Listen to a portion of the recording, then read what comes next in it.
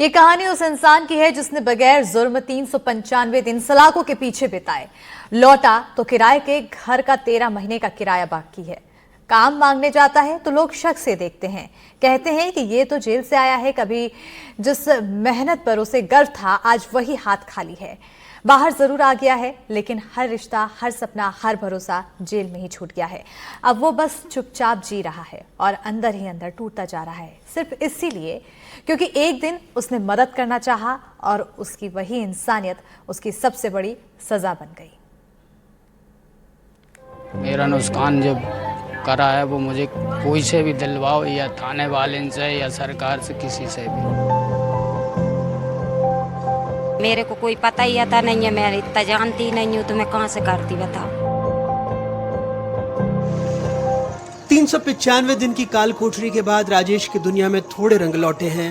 राजेश ने बिना किसी गुनाह के अपनी जिंदगी का 1 साल जेल की सलाखों के पीछे काटा। न कोई सबूत, न कोई गवाह, न कोई जुर्म, और फिर एक दिन अदालत ने कहा आप निर्दोष हैं।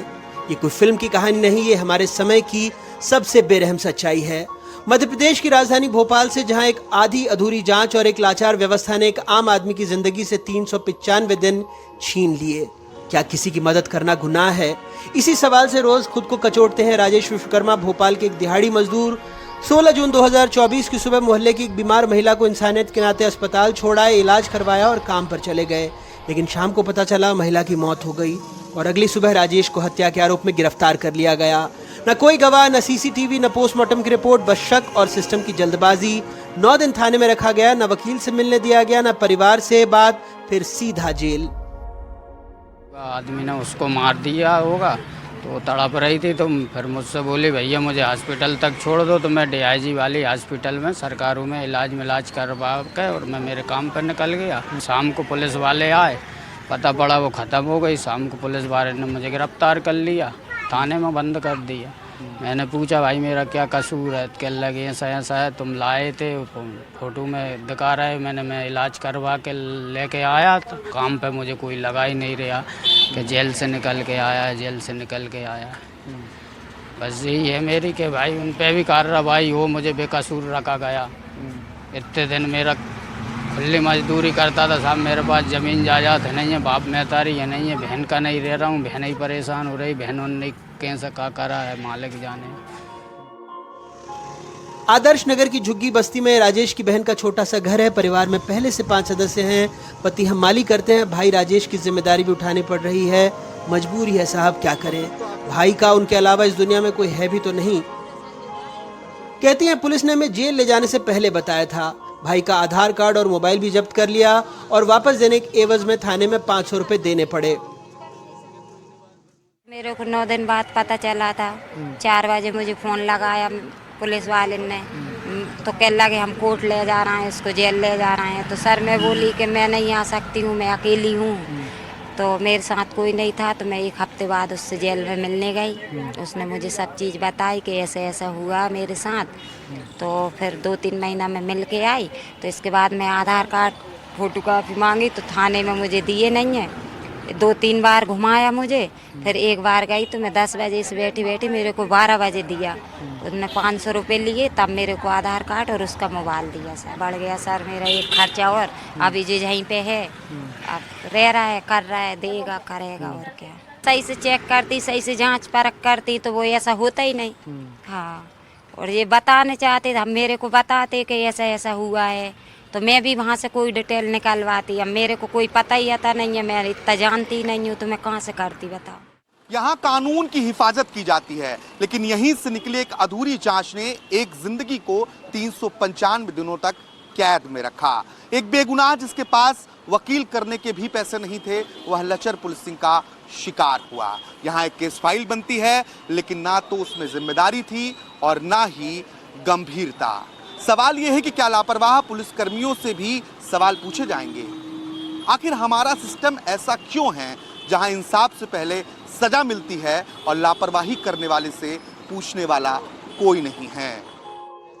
पुलिस जांच में खामियों का खामियाजा आज राजेश को भुगतना पड़ रहा है। पोस्टमार्टम में जो कपड़े दर्ज हुए वो पंचनामे से मेल नहीं खाते थे पोस्टमार्टम रिपोर्ट में मौत का कारण गला दबाना बताया गया, लेकिन मृतका के शरीर या आसपास किसी के भी फिंगरप्रिंट नहीं मिले। घटना के समय मृतका और आरोपी एक साथ थे, इसका कोई पुख्ता सबूत नहीं मिला, इसलिए कोर्ट ने आरोपी को निर्दोष करार देते हुए बरी कर दिया।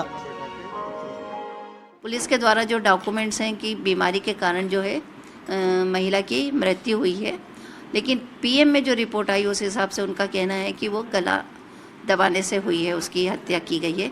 सीसीटीवी फुटेज नहीं है, कपड़ों का जो आया है मेडिकल रिपोर्ट में आई है, काफ़ी भिन्नता हैं। साथ ही जो कपड़े रहे हैं मृतिका के, उनमें देखा जाए तो किसी रिपोर्ट में कुछ तरह कपड़े हैं, कहीं कुछ हैं, तो उससे ये समझ में नहीं आता जो मरने वाली जो महिला थी वो कौन थी महिला, और साथ ही जो व्यक्ति उसे छोड़ के गया था वो कौन था। तो इसमें जो आरोपी को बनाया गया है, किस आधार पे उसको आरोपी बनाया गया था, ऐसा कोई भी प्रमाण पुलिस नहीं दे पाई है। न्यायालय द्वारा केवल पुलिस की बताई है जो इन्वेस्टिगेशन में जो कमी आई है कि उसके कारण वो प्रमाण नहीं कर पाएंगे। देश भर में विचाराधीन कैदियों की संख्या चिंताजनक है। एनसीआरबी की प्रिजन स्टैटिस्टिक्स इंडिया 2022 और इंडिया जस्टिस रिपोर्ट 2025 के मुताबिक देश की जेलों में 75.8% कैदी विचाराधीन हैं। 4 में से 3 कैदी को सजा नहीं सिर्फ इंतजार है। मध्य प्रदेश में 6185 विचाराधीन कैदी हैं। ये 1 साल से ज्यादा वक्त से बंद हैं, सिर्फ सुनवाई का इंतजार कर रहे हैं। मध्य प्रदेश में प्रति कैदी वार्षिक औसत 27,865 रुपये खर्च हो रहा है। राज्य की जेलों में औसत 164% कैदी हैं। मध्य प्रदेश के 24% कैदी 1 से 3 साल तक विचाराधीन ही हैं। रीना वर्मा जैसी लीगल एड वकील ही थी जिन्होंने सिस्टम के भीतर एक दरवाजा खोला, नहीं तो राजेश आज भी सलाखों के पीछे होते। क्योंकि वो एक गरीब परिवार का व्यक्ति था, अपना वकील भी नहीं कर सकता था, तो उसे विधिक सहायता से जो है न्यायालय द्वारा जिला विधिक सहायता प्राधिकरण से एडवोकेट किया गया था, जिसमें मेरे द्वारा जो चीफ लीगल डिफेंस काउंसिल है उसमें मुझे अपॉइंट किया गया था और मेरे द्वारा उसका पूरा मुकदमा लड़ा गया। राजेश की आवाज में दर्द है, हिम्मत और एक चुप्पी भी जो सब कह जाती है। उसकी कहानी सिर्फ उसकी नहीं, ये हर उस बेगुनाह की कहानी है जो सिस्टम की गलती का शिकार बना। इंसाफ का बोझ अब सिर्फ अदालतों पर नहीं, गरीब की रसोई, रोटी और रिश्तों पर भी पड़ता है। ये वही थाना है जहां से एक कमजोर सी केस फाइल निकली जिसने राजेश को कातिल बना दिया। अब सवाल ये भी है, क्या कभी इन जांच अफसरों से कोई पूछेगा? क्या कोई अफसर ये मानेगा कि उसने एक बेगुनाह की जिंदगी छीन ली? वो अब किसी की शिकायत नहीं करता, बस चुपचाप जी रहा है, क्योंकि उसे समझ आ गया इस देश में बेगुनाह होना काफी नहीं है, सुना जाना भी जरूरी है। 395 दिन एक लापरवाह जांच ने एक इंसान को खामोश कर दिया। अब अदालत ने कहा वो निर्दोष है, लेकिन क्या उसका समय, सम्मान और पहचान लौट पाएगी? 395 दिन बाद अदालत ने कहा आरोपी निर्दोष है, पर क्या वो 1 साल लौटेगा? क्या वो इज्जत वापस मिलेगी? क्या जेल जाने का दाग कभी मिटेगा? इंसाफ सिर्फ रिहाई नहीं होती, इंसाफ तब होता है जब छीना गया समय, सम्मान और समाज की नजर, तीनों वापस करने की कोशिश हो। भोपाल से कैमरा पर्सन अभिषेक सिंह और राजू बाथम के साथ आकाश द्विवेदी, एनडीटीवी।